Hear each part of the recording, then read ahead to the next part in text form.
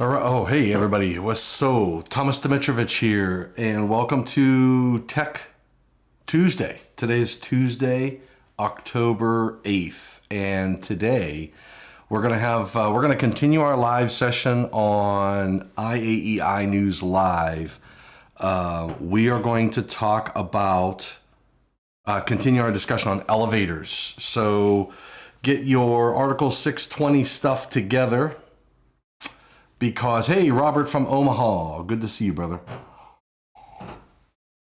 So get your Article 620 stuff out. We're going to continue that journey. And the link is down below to the left or right. So yesterday I did a session on, we did a 500 kVA transformer. We picked the line and load side overcurrent devices, line and load side conductors. We converted that one line diagram over to an impedance diagram. And I wanted to, right in the beginning, we talked about, I'm hoping this works.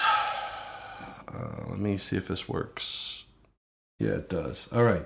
So if you recall in the beginning, this was our diagram. It was a mess. This was our diagram. We had an 800 amp.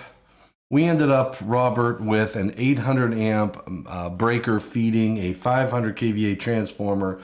The conductors that we selected were we picked two 500 MCMs, and somebody made the comment yesterday that by using 500 MCM on the prime, because I was going to use 3/0. I figured 3/0 was smaller, probably easier to work with than 500 MCM. And it probably was a little less expensive because it was 200 amps worth of conductor, and I would have needed 4 3/0s. But we ended up going with two 500 MCMs. Again, as long as you've got. Now, the other thing that we recognized was we didn't need exactly 800. We went with 760 because up to 800, you can go up to the next higher size overcurrent device to protect the conductor. So that's what we did. I don't know if that saves us money or not, but it is what it is. So in any case, but in the beginning, remember, when we created our impedance diagram, we had to convert the 50,000 amps at an X to R ratio of 6 to an impedance. So then the question is, how do we do that? 50,000 amps, so we have 50 kA at an X to R of 6. And this is I short circuit actual. I used an equation that I did not derive. And here's what I was always taught in school was that when we use equations, we need to derive them. If you can do a derivation, if you can go from scratch and say, based upon other equations, if you can develop that equation, then you really understand you understand it, right? So it's a matter of understanding the fundamentals and then building on the fundamentals to achieve a goal, and you get there logically. So what I figured I would do is I said that my Z per unit, my per unit impedance, because remember, we're using the per unit method. We said that our per unit impedance for that source was the full load amps on the primary of the transformer, which would be our I base, divided by the 50,000 amps.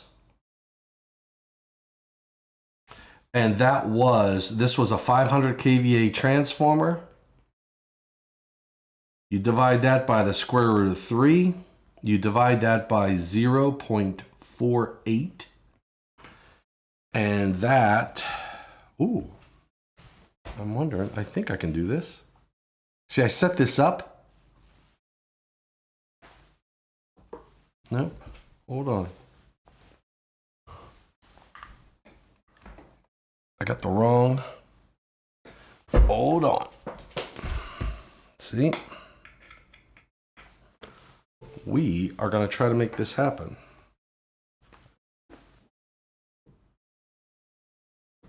Nope, I can't. Anyway, if I do the math on that, 500 divided by the square root of 3, divide that by 0.48, and that is 601.4065. Now, I also said during that meeting, during our discussion yesterday, that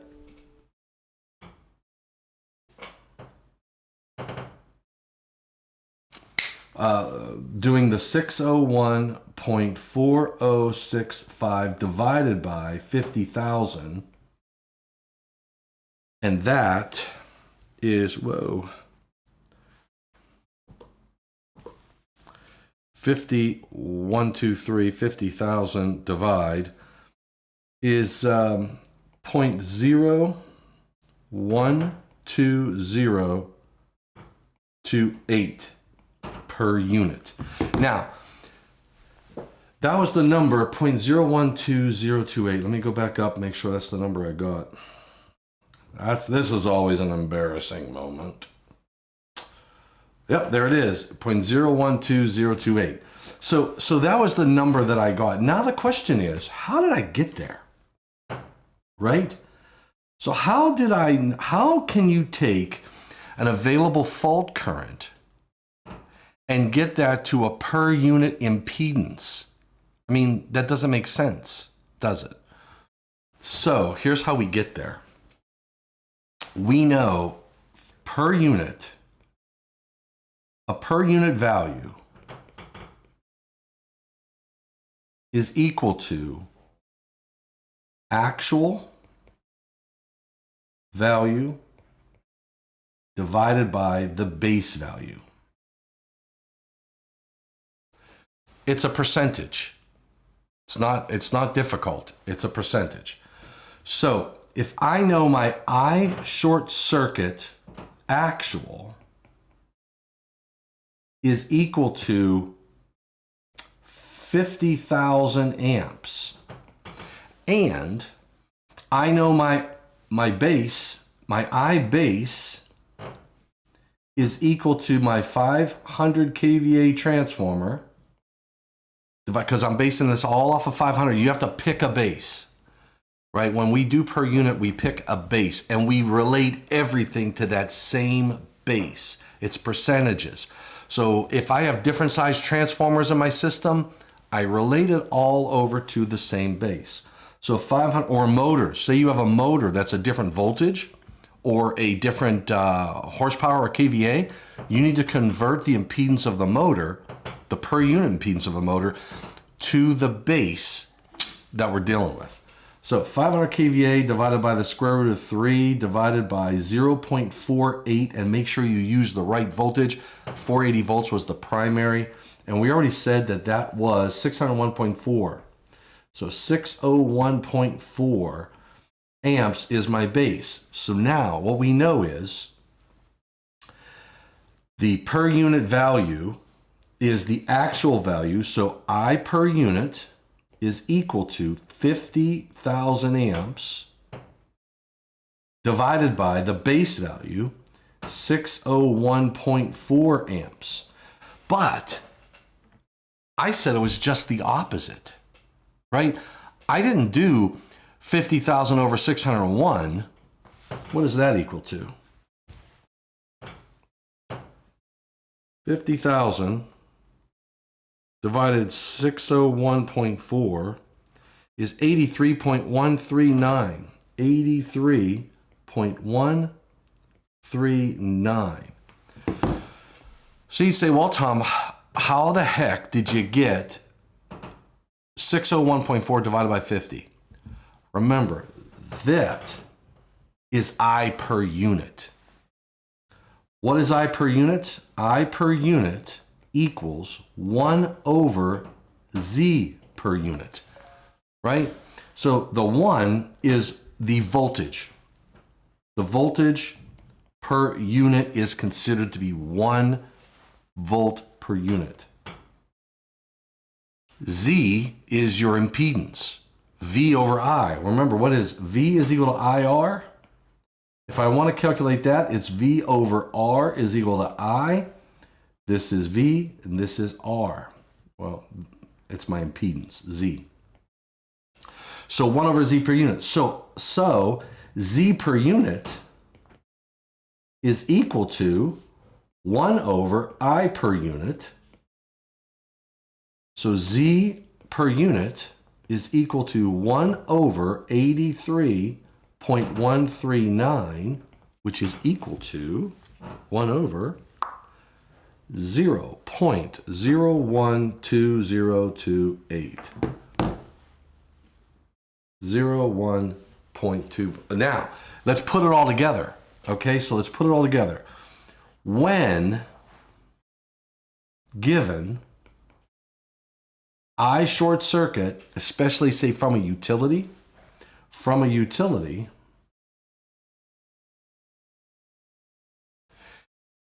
this equation will yield Z per unit equivalent. And what do we call that? We call that the Thevenin equivalent, right? Remember, Mr. Thevenin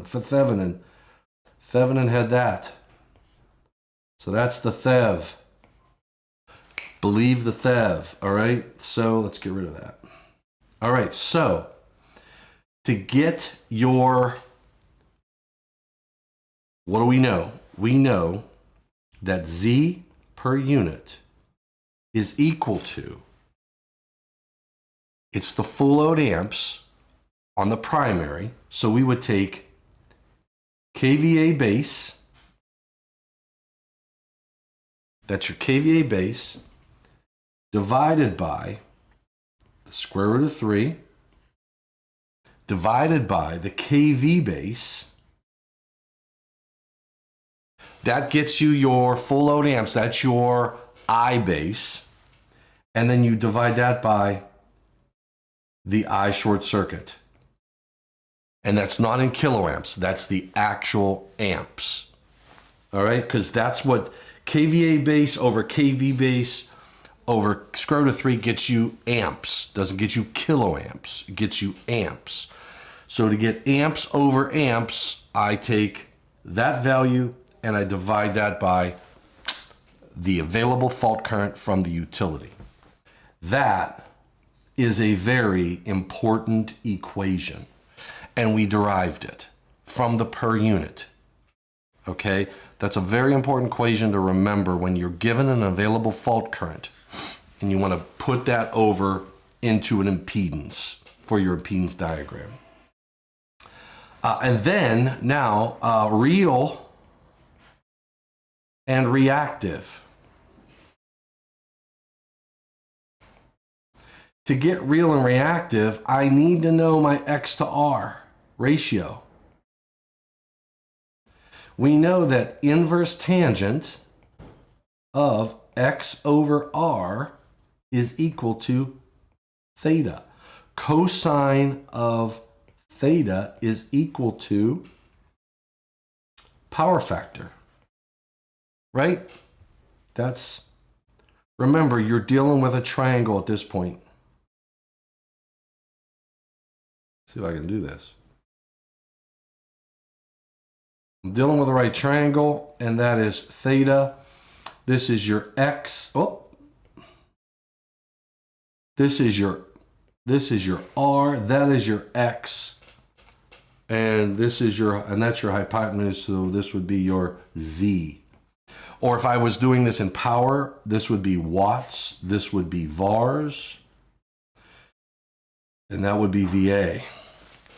So your power triangle is very critical and very important. So I just wanted to cover that very quickly so that I clarified that, because I know I stumbled around a little bit in the beginning. I was going to go through that derivation, but then in my mind I thought I've got a short period of time, so I at least wanted to derive that for you. So now you have the rest of the story with regard to how to get your available fault current from a utility over to your available fault current from the utility over to a impedance per unit. The per unit method, Mr. Fortescue introduced that back in, I don't know, probably the 1800s, late 1800s. It's a very important tool for mathematicians. We use it on the electrical and the mechanical side as well. So per unit shouldn't be new to you, whether you're a mechanical engineer, electrical engineer, especially in the power systems engineering. All right, that's your complex variables, all that jazz. All right, so I wanted to at least clarify that and let you all know today at 12 o'clock Eastern, we're going to continue our discussion about elevators on IAEI News Live. All right, Robert, thanks for joining in, and hopefully everybody that helped clarify a little bit from the discussion yesterday. So if you haven't taken a look at that calculation yesterday for the 500 kVA transformer, go take a look at it. Note, I did make two mistakes in the very beginning on my per unit. I had a decimal point off. We went back and fixed it, but watch the decimals, watch the calculator, watch the math, all right? So hopefully that gave you a little bit more insight to our discussion yesterday. Thanks, everybody. Thanks for what you do for the electrical industry, and I will see you, and electrical safety, I will see you today at 12 o'clock Eastern on IAEI's YouTube channel. All right? Thanks. Take care, stay safe, and please stay healthy. See ya.